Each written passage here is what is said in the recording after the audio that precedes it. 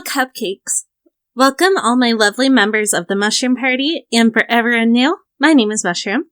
We are currently on the road to Ark Survival Ascended with it dropping in less than 3 weeks. For the last couple months, we have been prepping our Ark knowledge to get ready for the next survival adventure, and we are back at it today. Now that we have info on the Ark Survival Ascended changes from Wildcard, it's finally time for us to discuss where to build our bases.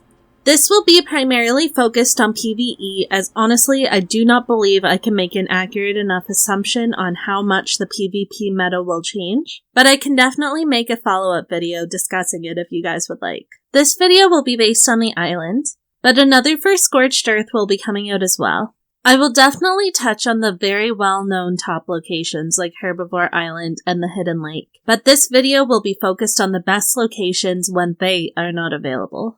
When discussing a base spot, we have a list of criteria, and each spot must meet at least 4 of them to be considered on this list. The criteria are 1, and possibly the most important, close to a large amount of resources. Without cryopods or striders, mining for resources will be more difficult than an ASE. Mining will likely consist of an Anki with a Quetz or an RG, which will be significantly slower to move. Having a base close to these resources will vastly save on time until teleporters become available.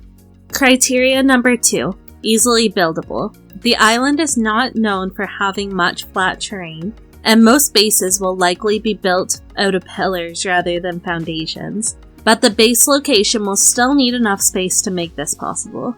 Criteria number 3, close to water sources. While not as necessary as the other 2, water is necessary for farming, and possibly for a water base if you plan on breeding water creatures. Criteria number 4, close enough to late game resources and teams. We will not have very fast flyers until Wyverns come out with Scorched Earth, which hopefully will be very quickly.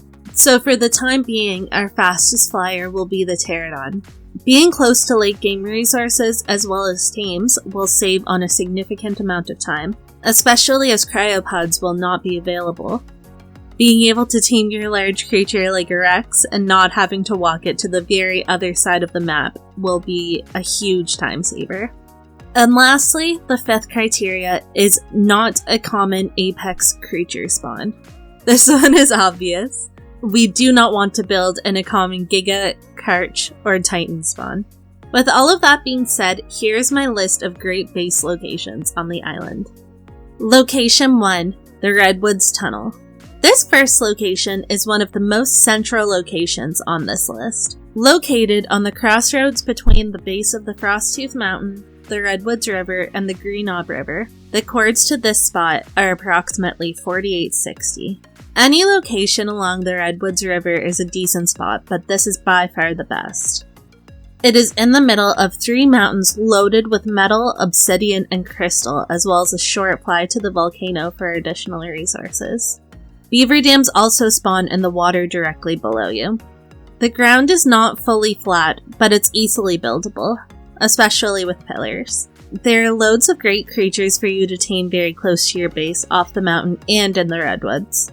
With Spinos spawning along the Redwoods River and Rexes spawning at the base of the mountain close to you, you're able to tame a late-game apex creature right at your base. This is an excellent location, and once you are able to get yourself there, I highly recommend it. Location number 2, the Red Lake House. The second location on our list is one of the more flat locations, and it's very easy to build on. The coordinates are approximately 4875 in the plateau between the Green Obelisk and the Eastern Mountain, as well as the swamp. It is very close to resources, so mining will not be an issue. It is right above a lake, even if it is a very sus-looking lake. And apex creatures will rarely, if ever, be found that close to the swamp. This location can be reached easily on foot early game if you are able to level up your movement enough to dodge the Troodons while bringing up a bed. Location number 3, the Northern Oasis. Our third location is just north of Hidden Lake at 1870. This is a small pond with fish that you could easily fish out of. This location is very close to 3 mountains with resources for easy mining, is relatively flat for easy building, and has plenty of great creatures to tame all around you, especially from the ice biome, which you were very close to. You were able to tame creatures in the north and easily get them back to your base. The downside of this location is that apex creatures are more likely to wander close to this spot rather than the first two. But this spot is also a very quick fly over to Carnivore Island for late game creature taming. Location number 4, the Snowy Beach House. Our 4th location is where sand meets snow, right on the border of the ice biome with the red ob looming in the distance along the western coast. I personally think it is one of the prettiest if you like aesthetics.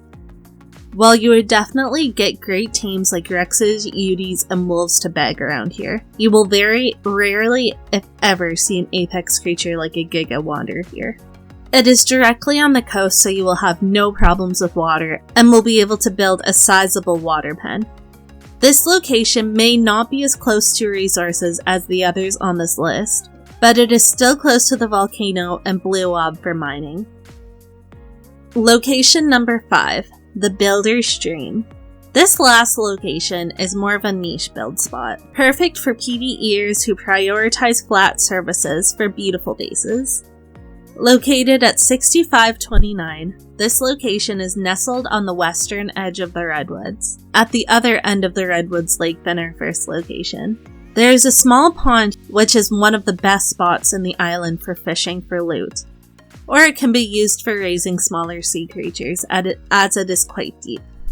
This location is best to build in later on in your playthrough, as you will have no natural defenses from all of the creatures spawning around, which can range between swamp creatures, Spinos, and the occasional Titanosaur.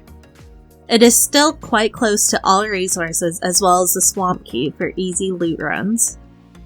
For those who are less familiar with the island map, there are more locations which are considered the top choices for PvE. These locations are almost always immediately claimed and difficult to snag, but if you are able to get them, you will most definitely enjoy your playthrough.